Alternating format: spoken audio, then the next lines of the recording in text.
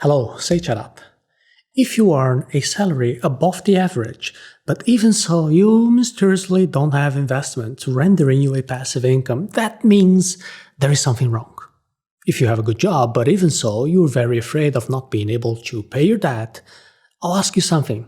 Do you find it ridiculous to see a grown person acting like a child? When an adult behaves in a childish way, they receive criticism from everyone. Nevertheless, a lot of adults still behave like children when it comes to money. We're talking about the financial illiteracy that prevents you from becoming a real adult. If you want to stop being a child and use your money in a responsible way like an adult, there are two things you need to do. Number one, learn how to tell the difference between financial assets and financial liabilities. And number two, buy assets instead of liabilities. Before we continue, think about this for a moment. Has anyone ever taught you how to tell the difference between a financial asset and a financial liability? When you went to school, you learned the names of chemical elements and you learned how to calculate a logarithm, how to memorize historical events, but probably you never learned anything useful about finances. An adult without financial education is just an old child with money. I'm going to repeat it so you can share this with others. An adult without financial education is just an old child with money. And if they don't even have money, they're just an old child. The result of the lack of financial education is very worrying. You reach adulthood without understanding basic concepts about finances, how to tell the difference between an asset and liability, and that leads you to make huge mistakes. For example, to believe that buying a house is a good investment for the rest of your life. That is why many people spend their entire lives with a lot of financial problems that they could have avoided. It makes saving money a hard task. It makes it difficult to invest in financial assets. There is a great temptation to buy liabilities because we think that we are acquiring assets, but that generates debt and insecurity and frustration of not having the wished lifestyle. If that's your case, right now it is useless to complain about school and not to do anything about it. As you didn't receive financial literacy at school, you need to take action and start learning on your own how to invest your money in the best financial assets. Rich people buy financial assets. Poor people, the middle class, they acquire debt thinking they are assets. There are several ways to explain what financial assets and financial liabilities are, and I believe that the simplest way to explain is this. A financial asset is something that puts money into your pocket. A financial liability is what takes money out of your pocket. It wasn't me who made this up. This explanation is the first lesson of the book, Rich Dad, Poor Dad. You need to understand the difference between an asset and a liability. And it's not enough just to understand it. You have to buy financial assets. If you want to take better care of your money, this is the first step. All you need to know is what an asset is. Buy the asset repeatedly until you become financially independent. This financial literacy is going to allow you to achieve your dreams. Now we're going to dive deeper into the definition, what's going to put money into your pocket or take it away. What defines an asset are not the words, are the numbers. Someone who is unable to read the numbers will not be able to recognize an asset. For example, think about real estate. Is real estate an asset or a liability? The answer is that it depends. It depends on what the numbers of that property are telling us. If it is a house that you bought to live in, that property is a liability. Just look at the bills. Does your house where you live put money into your pocket or take money out of your pocket? The house where you live takes money away from your pocket because you have to pay the property tax, the electricity bill, the water bill, the maintenance, and other expenses. Does that mean that the house is only an asset if it's not the place where you're going to live? Well, once again, we have to look at what the numbers are telling us. If you buy property as an investment and you manage to rent that house, it becomes an asset when it puts money into your pocket more than you spent buying the house. But if the house is just standing there without anyone renting it, that house becomes a liability. The unoccupied house is taking money out of your pocket in the form of taxes and maintenance expenses. Even if the house is theoretically increasing in value, Even so, it only becomes an asset when you actually get to sell it for an increased price. When you manage to sell it at a higher price than what you paid for it, counting all the expenses, all the taxes, then you can consider the house, that property, an asset. An asset is whatever puts money into your pocket. A liability is whatever takes money out of your pocket. If you want to become richer, just spend your life buying assets. If you want to become poorer or stagnate, it isn't enough just to spend your life buying unnecessary liabilities.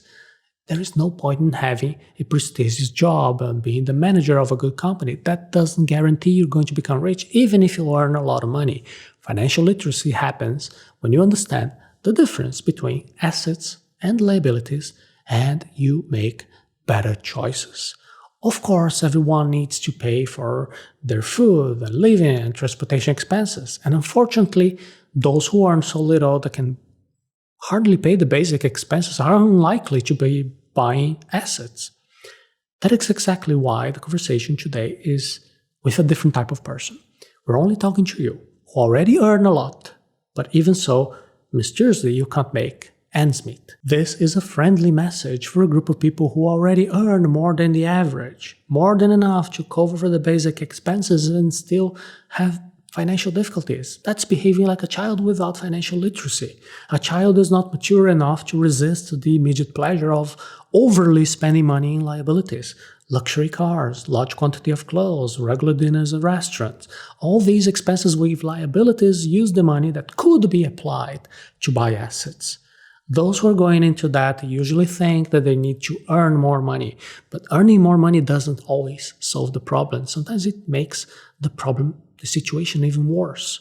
Just look at the people who suddenly receive an inheritance or they win a lottery prize and they end up going back to their financial level that they had previously.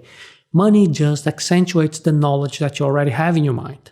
If your pattern is to spend all you earn, an increase in the money is only going to make you increase your expenses, and that is why more than money, what a lot of people need is financial literacy. Financial literacy is more important than money. Only through education you will be able to tell the difference between an asset and a liability and avoid mistakes in your investments. Just think about anyone who got rich in an honest way with the fruit of their labor, developing a innovative product or solution that makes people's lives better.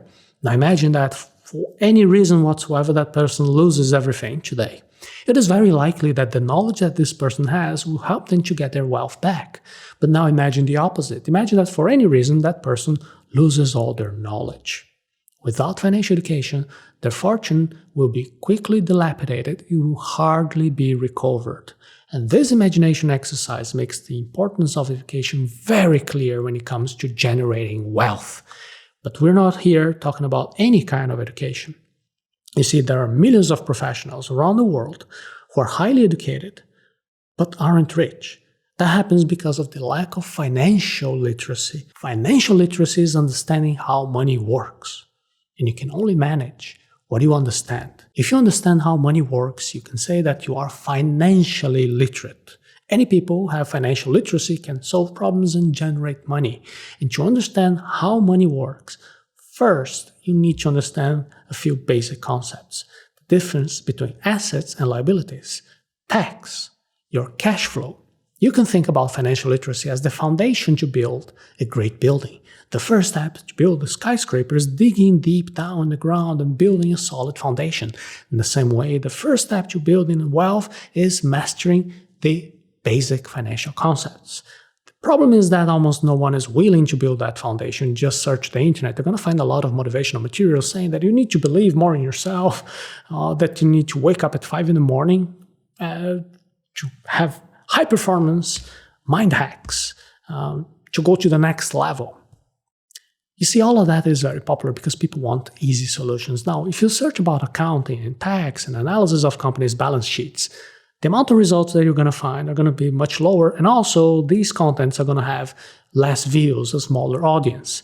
Economy, accounting, taxation, all of these are relatively difficult topics, and it's no use having a good job by earning a lot of money if you're not prepared to invest your earnings. Buying assets is the best way of getting out of the rat race and conquering your financial independence. In the previous episode from the Hello Seiiti Arata series, that was episode 181, we talked about the rat race. The rat race is when you have to spend your whole life working to pay your bills, like a hamster who keeps running at that tiny wheel without actually moving from its place. And to get out of the rat race, you need to conquer financial independence. Financial independence is when you buy so many assets that just the revenue of those assets that are being generated passively can cover all your essential expenses. Now, just imagine how your life would be like if you weren't afraid of not having enough money to undertake your responsibilities of the adult life. Imagine how would it be a peaceful life knowing that all your expenses will be paid with the revenue that your investments generated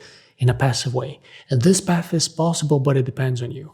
It depends on you not trying to find easy solutions on how to earn money. It depends on you making the decision of studying seriously to obtain financial literacy, and that way being able to do the things you have to do to take you to the world of the adults with financial education, telling the difference between assets and liabilities and buying increasingly more and more assets. Having that clear, you'll think it twice before buying, wanting to buy a new phone, a new car, a new house. You're gonna think whether it would be better to buy some assets and then little by little gradually build the wealth that will free you from the rat race. It's not your fault that you didn't receive financial literacy at school. Our educational system unfortunately doesn't give as much weight to finances as it gives currently to chemistry or physics or geography. But from now on, it is your responsibility to increase your level of financial literacy. It is your responsibility to focus on doing what rich people do, learning how to tell the difference between assets and liabilities, and starting to buy assets. See, you aren't going to get rich overnight, but every asset you buy is going to take you one little step further to become financially independent. And with the power of compound interest, every little step is going to be exponentially multiplied with time. And that is why the sooner you start, the fastest you will quit the rat race. If you want help to go down this road, I invite you to watch right now a class from our course on financial enrichment, Truly Wealthy. You can just access arata.se/money taboo to watch a special class about financial taboos.